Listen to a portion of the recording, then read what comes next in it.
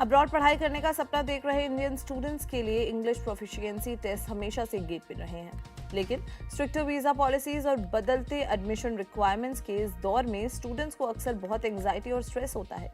इसी चिंता को कम करने के लिए दुनिया के सबसे पुराने और ग्लोबली रिकॉग्नाइज्ड टेस्ट TOEFL ने न अब कई बड़े और जरूरी बदलाव किए हैं।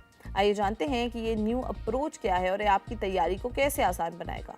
ATS में TOEFL के ग्लोबल जनरल मैनेजर ओमर ने बताया है कि अपडेट स्टूडेंट्स का स्ट्रेस कम करने, फेयरनेस यानी कि न्याय सुनिश्चित करने और टेस्ट को ग्लोबल एक्सपेक्टेशंस के साथ अलाइन करने के लिए डिजाइन किए गए हैं। TOEFL अभी भी 13,000 से ज्यादा इंस्टीट्यूशंस में एक्सेप्ट किया जा रहा है, जो किसी भी अन्य टेस्ट से ज्यादा है। वो कहते हैं कि स्टूडेंट्स अब बिग 4 यानी कि USA, UK, ऑस्ट्रेलिया और कनाडा के अलावा जर्मनी, जापान और साउथ कोरिया जैसे नॉन ट्रेडिशनल डेस्टिनेशंस पर भी ध्यान दे रहे हैं और TOEFL उन सभी जगहों पर अपनी एक्सेप्टेंस बढ़ा रहा है। सबसे बड़ा और रेवोल्यूशनरी बदलाव है TOEFL IBT में अडैप्टिव टेस्टिंग का शुरू होना। इसका मतलब क्या है? अगर आप एक B1 लेवल के स्टूडेंट हैं तो टेस्ट आपको C1 लेवल के बहुत मुश्किल सवालों से बम्बार्ड नहीं किया जाएगा। अडैप्टिव टेस्टिंग आपके पहले के जवाबों पर आधारित होगी और सवालों की कठिनाई यानी कि डिफिकल्टी को एडजस्ट करना है। इससे टेस्ट आपकी एक्चुअल लैंग्वेज को एक्यूरेट तरीके से मेजर करता है, ना सिर्फ आपकी टेस्ट डे नर्व्स को। ये सिस्टम रीडिंग और लिसनिंग सेक्शंस को पर्सनलाइज बनाता है, जिससे असेसमेंट फेयर और एफिशिएंट हो जाता है। क्रेडिबिलिटी और रिकॉग्निशन आज के समय में बहुत जरूरी है। TOEFL ने अपने स्कोर्स को common European framework of reference यानी कि CEFR जैसे इंटरनेशनल फ्रेमवर्क्स के साथ ज्यादा क्लोजली अलाइन किया है।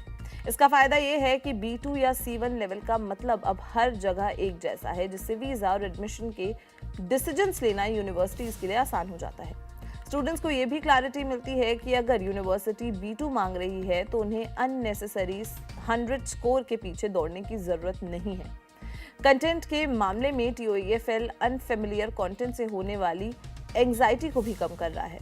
टेस्ट अब ऐसे सब्जेक्ट्स चुनता है जो कल्चरली एक्सेसिबल हों, ताकि किसी भी देश के स्टूडेंट को ये न लगे कि सवाल उनके लिए बिल्कुल अनजान है।